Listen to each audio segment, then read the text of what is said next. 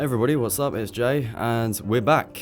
We're back playing Black Ops 4, although I shouldn't really say we're back, because this is like the first time I've ever played it.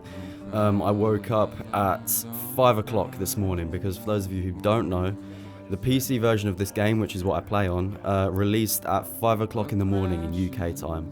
So I was up super early. I was up at like, what, 4:45, and I was, ready and waiting for the thing to go live, and it went live, and the first thing I did was play Blood of the Dead, as you can see right here. This isn't actually my first game that you're watching. This was maybe my second or third game or something, because I just had a quick run through of the map just to kind of get my bearings and see what's going on and whatnot. And as you can see, they've added in a few new areas. The spawn area is actually completely different. Like, obviously originally in the original Mob of the Dead you spawned in the cell block, but this time you spawn kind of like outside in this utility room. I guess that's kind of what it is. I know in the corner it's Richthofen's lab, but I guess the entire building is more of a utility building. And right off the bat you can see that we've got the 4 Victors characters. That's Misty Moulton, Russman and Samuel Stuhlinger in their cryo chambers in the spawn. And obviously if you've read the comics you'll know all about that, why they're there, which obviously we'll go over in more detail once we get around to looking at like the storyline episodes and whatnot. Obviously I'll make one for Blood of the Dead.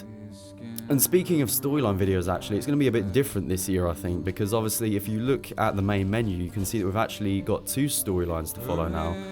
We've got the Ether story and we've also got the news story. I think that's what it's called in the menu, it's just the news story, regarding the characters from Voyage and 9. And I like that. I think that's a really good idea. Like, when I first heard about this, I was skeptical, I thought they'll advertise it as a news story, but in reality it's obviously going to link into the Ether story somehow.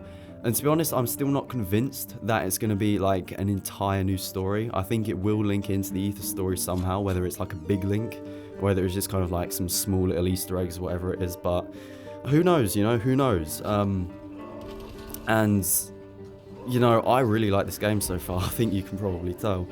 Last night I was getting really fucking hyped for it. And I had to go to bed like fucking super early so I could wake up again super early to play like right as it launched.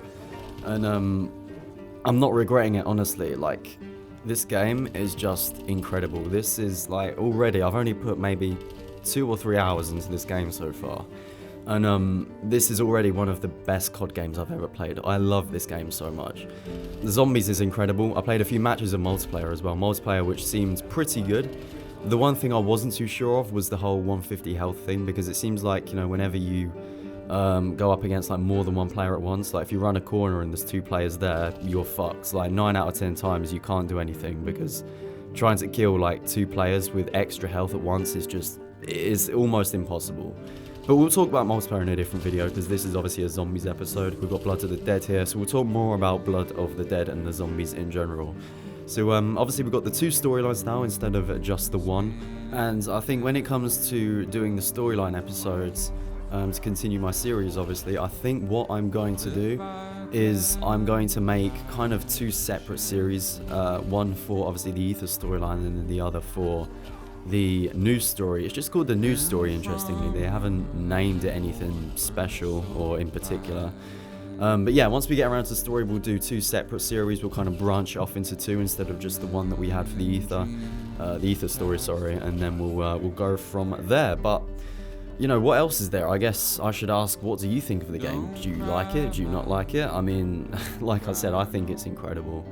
One thing I am going to be interested in though is when it comes around to DLC. Obviously that's not going to be anytime soon. I think the first DLC pack always releases sometime between like, I'd say mid-January to early February, sometime around there. And then obviously you've got the whole console exclusivity thing, so it comes out for different times. But I think for most people, we all normally have the first DLC pack, but I'd say about mid-February, that's normally what it is. But what I'm interested in seeing is whether or not we're going to be getting multiple zombie maps for each of the DLC packs, because obviously if we've got 2 storylines, it would kind of make sense that for each DLC they'd release a new map for, both storylines. So instead of just getting the 1 like we always do, we've got 2 instead. And if that means more zombies maps to play, hey ho, I'm not complaining, I'm not complaining about more DLC for the same price. And now that I think of it, actually, I think that might be the case, because I remember someone somewhere saying before the release that there was going to be free multiplayer DLC, But obviously, you know, the season pass is still, what, $39.99 UK Great British pounds. So I guess if they're charging us, you know, it wouldn't make sense for them, obviously, if they're going to release free multiplayer DLC, it wouldn't make sense for them to just charge us like the same amount for less content. So the way to kind of, in my opinion, the best way to make up for that, if they are going to give us free multiplayer DLC, is to, you know, double the amount of zombies DLC. And like I said, I'm fine with that. That is fine by me because I fucking love zombies, as most of you probably do too. But yeah, obviously the flow of this map, I almost said the map of this flow. I'm evidently tired from when I woke up at 5, but yeah, the flow of this map is, it's also quite different because instead of those little, obviously in the original Mob of the Dead you used the, you know, the afterlife and those power boxes and whatnot. But this time, it's like you've got different power switches across, you know, the entire map. Obviously, you got the one in like the spawn area, and then you've also got the one in the generator room down by the docks.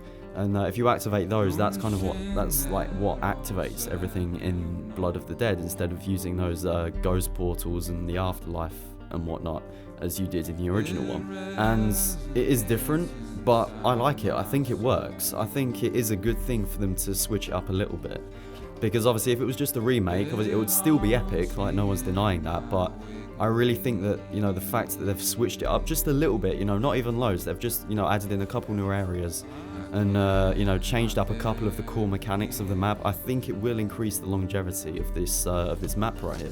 Because obviously it's Mob of the Dead, everyone fucking loves it, but the fact they've switched it up, I think that will in the long term keep people playing it. I hope it does anyway, because I want to play this map for fucking forever. It's brilliant. Just look at it. Just look how good this map is. It's incredible. But honestly, I don't want to keep going on for too long, because I want to hurry up and get this rendered out so I can fucking play some more Black Ops 4. But you know, in total, it's an incredible game. I really like it. Hopefully, you're really enjoying it too, because it's clear that, you know, Treyarch have put their heart and souls into this. And, you know, we haven't even got any of the DLC yet, so just wait until all that starts coming out.